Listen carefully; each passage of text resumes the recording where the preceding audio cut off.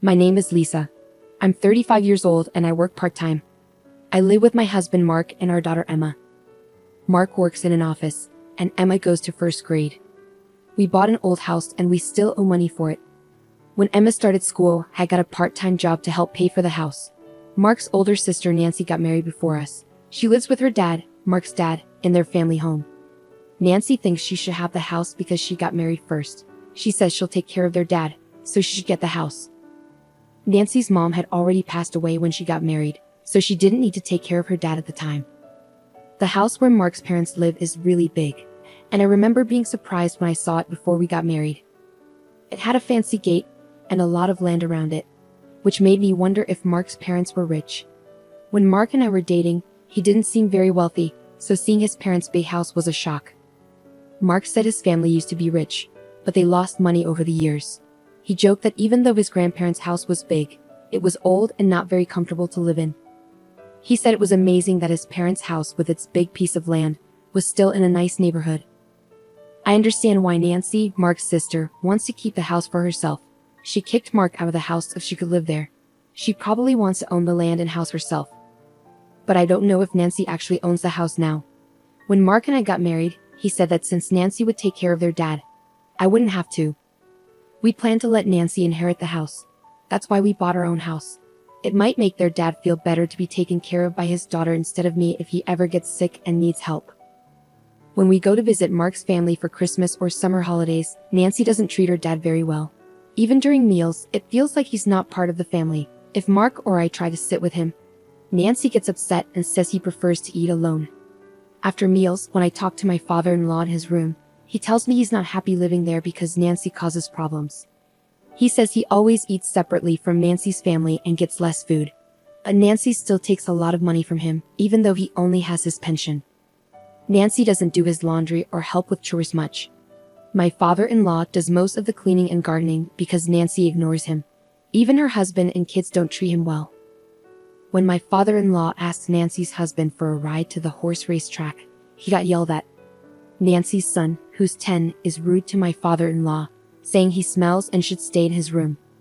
It seems like my father-in-law doesn't remember ever holding his grandson, even though they've lived together since he was born. When my daughter visits, my father-in-law loves spending time with her. He tells her she's his only grandchild, sounding a bit lonely. Hearing this makes me feel sorry for him. Whenever we go to his house, my husband gets upset and tells Nancy to treat their dad better. But Nancy gets angry with my husband, accusing him of trying to take the house away from her. I won't let anyone take this house, my husband insists. It's worrying how much Nancy cares about the house. Then, my father-in-law had a fall at home. The house isn't set up for elderly people, and he tripped over a small step, breaking his right hand. Luckily, he didn't have any other injuries and didn't need to go to the hospital, but it's hard for him to do anything without his right hand. When we visited him, we were shocked to see how weak he'd become. Not only can he not use his right hand, but he can hardly move his feet and clearly needs help. But Nancy's family completely ignores him and doesn't take care of him. He can still manage to get to the bathroom by himself, but eating is really hard for him. My husband confronted my sister-in-law right away. "Why aren't you looking after Dad?" But she didn't seem to understand why he was upset and just laughed it off. A broken hand is no big deal. He can walk by himself, and he's not complaining. It seemed like my father-in-law, used to being ignored, couldn't stand up to my sister-in-law, and she probably knew it. My husband was even more angry. "Isn't it obvious we should take care of our parents?" When he said that, my sister-in-law smirked and said, "You can take care of Dad. I don't want an old man with hardly any money." I was furious at how my sister-in-law could talk about her own father like that. She even said, taking care of a father who only gets a small pension isn't worth it. Her words were so mean that I lost my temper and spoke up.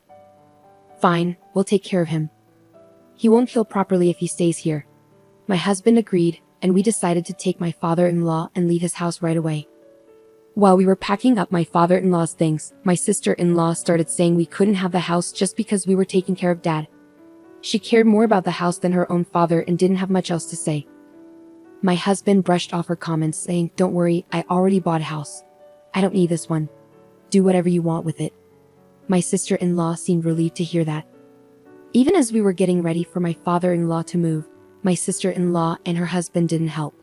Instead, they were mostly interested in checking if there were any valuable items among his belongings. They were probably relying on his pension, but with him leaving, that would stop. They hoped to find something valuable they could sell for cash, but they didn't find anything valuable. When my father-in-law left his house, my sister-in-law and her family didn't bother to say goodbye. They were very cold-hearted. When my father-in-law arrived at our house, he seemed much happier as he played with my daughter. He was like a different person compared to when he was living at his old house. We let him stay in a room that we weren't using, but because the move happened suddenly, we couldn't make any preparations. If we had known earlier, we could have done some renovations, like installing handrails and removing steps. I said to my father-in-law, feeling sorry that we weren't fully prepared, "I'll install the handrails later." To my surprise, my father-in-law also apologized. "I'm sorry for making you worry.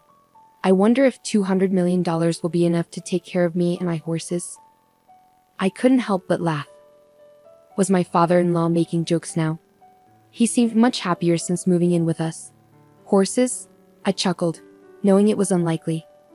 "I'm not sure how much it costs to take care of horses, but taking care of you will probably cost more." I couldn't understand why my father-in-law brought up horses, but his joke seemed way over the top, like something a wealthy person might say.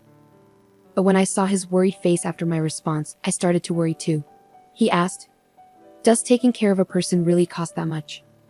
"All I have left is $200 million. Looking at his serious expression, I realized he wasn't joking earlier. I panicked and tried to explain that my previous comment was just a joke. $200 million is more than enough. It's actually too much. I rushed to my husband to ask about the horses and the $200 million. He was just as confused, but then he remembered something about his grandfather being a landowner. "Remember how I told you my granddad was wealthy? Maybe Dad used to own horses." My husband and I decided to talk to my father-in-law to get the full story. It turned out that he had been owning horses for years, and his trips to the racetrack were actually to check on his own horses, not to bet. He had kept this a secret from his family, so my husband and his sister had no clue about it. Now, with his broken hand and thinking about his future, he worried that if he mentioned owning horses and having $200 million in assets, his daughter and son-in-law might demand it all. He got concerned when I mentioned making home modifications, thinking it might trigger their demands. That's why he decided to tell me about his horse ownership and finances. Understanding the situation, my husband reassured his father, saying, "I'm not sure how much it costs to take care of horses. If you've got $200 million, you should be okay. We'll handle your caregiving expenses, so don't worry about it." His confident words reassured me too. After checking with the person who had always looked after the horses, we made sure there wouldn't be any issues, and we'd put the horse matter to rest. Now that I knew my father-in-law was quite wealthy, I started to see him in a different way. I couldn't help but think that his daughter, who had kicked him out despite his wealth, would regret it once she found out the truth. The idea of her regret brought me some satisfaction. Since my father-in-law moved in with us, our lives had changed. It was busy juggling my part-time job and taking care of him, but my husband helped, and we managed. Having my father-in-law at home brought a new companion for my daughter, and he seemed happier too. His walking had improved since he moved in, and even though we hadn't finished the home modifications yet, he could walk slowly with a cane. Although his broken hand hadn't healed yet, he was practicing eating with his left hand. In his old home, my father-in-law didn't move around much because his nephew would complain whenever he left his room. Even when he tried to go to the racetrack, his son-in-law would seem annoyed.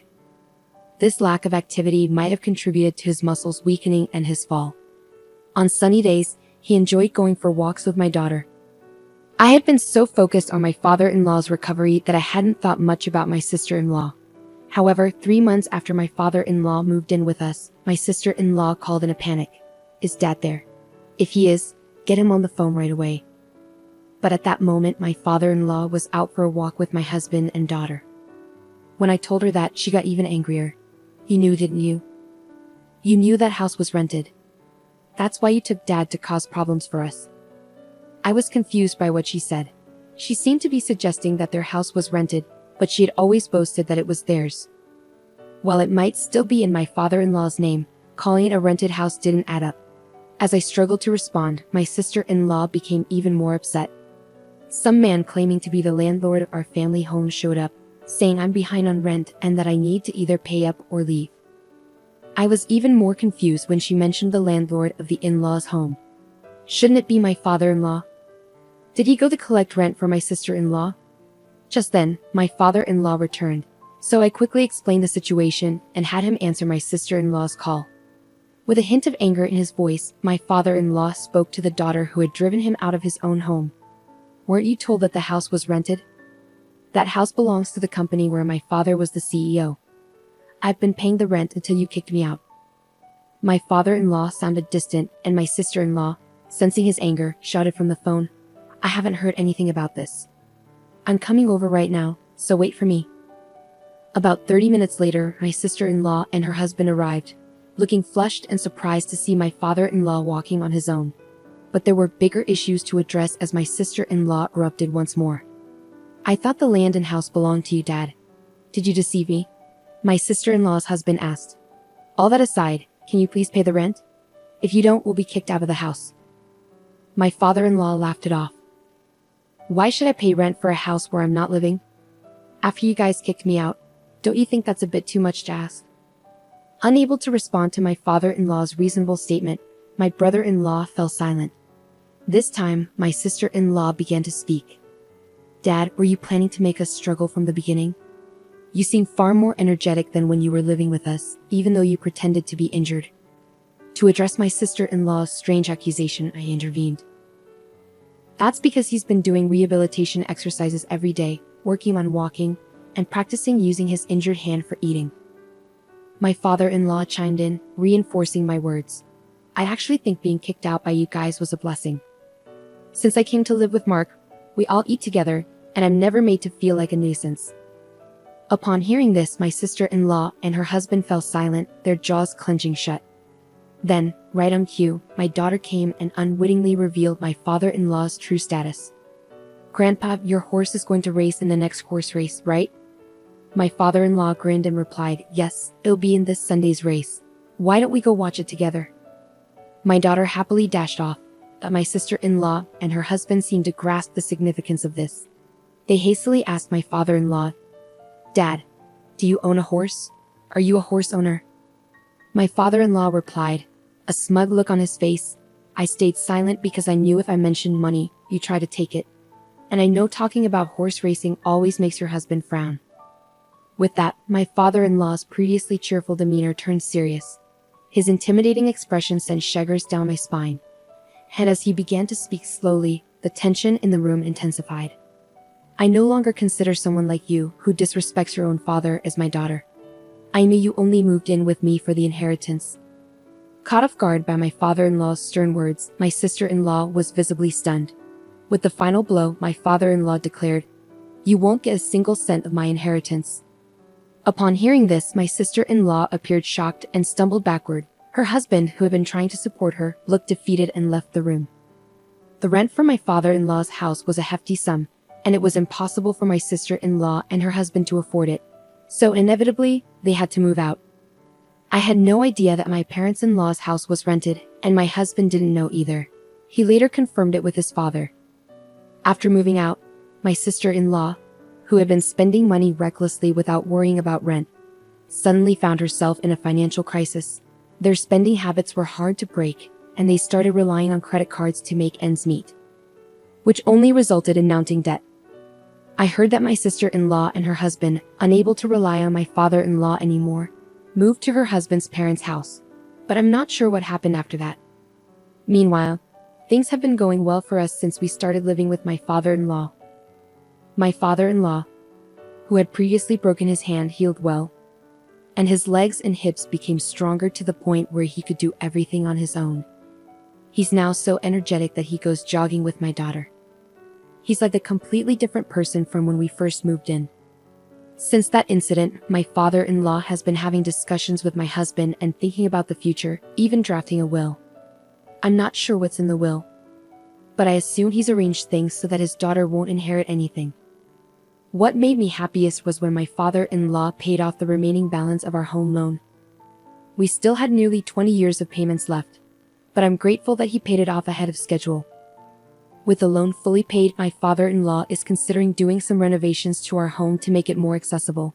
He talks about his plans with a smile, but I don't want him to talk about becoming bedridden.